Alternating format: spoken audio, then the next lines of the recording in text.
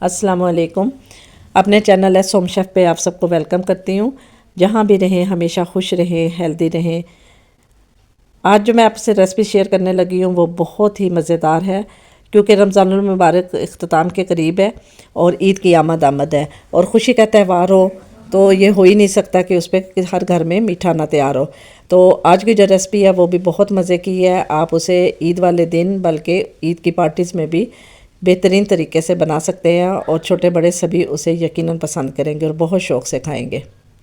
मेरी तरफ़ से आप सबको, मेरी यूट्यूब फैमिली को ईद की पेशगी मुबारकबाद। तो जल्दी से रेसिपी शुरू करते हैं।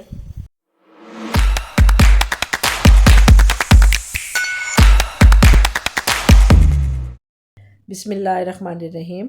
अपनी बहुत ही हेल्दी और हाइजीनिक रेसिपी का आगाज़ करती हूँ। फ्रूट्स आपने इस रेसिपी में जो भी आपको पसंद है वो आप सारे इसमें ऐड कर सकते हैं। इसमें कोई आपकी पाबंदी नहीं है कि आप मतलब जो मैं इस्तेमाल कर रही हूँ कि वही आप लोग फ्रूट्स इस्तेमाल करें।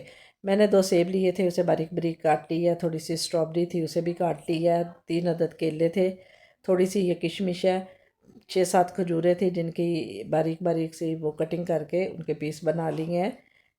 इसके अलावा खरबूजा था छोटा सा, उसका भी हाफ़ मैंने कटिंग की है।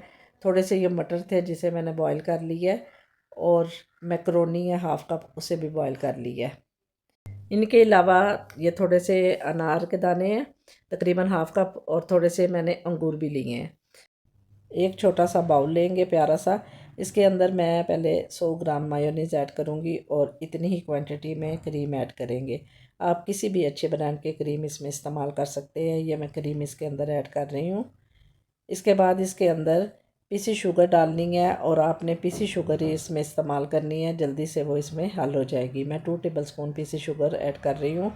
आप अपने टेस्ट के मुताबिक इसमें डाल लीजिएगा।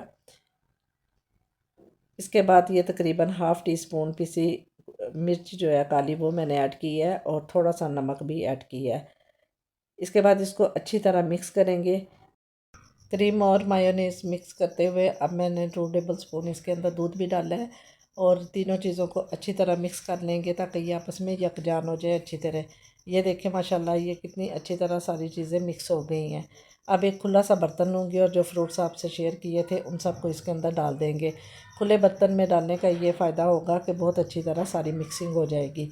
अब ये सारे पहले फ्रूट्स आपस में मिक्स करूँगी अच्छी तरह। इसके बाद जो बैटर तैयार किया था मायोनीज़ और क्रीम का, उसको मैंने इसके ऊपर डाल दिया है और चम्मच की मदद से फ्रूट्स के अंदर इसको मिक्स कर लेंगे।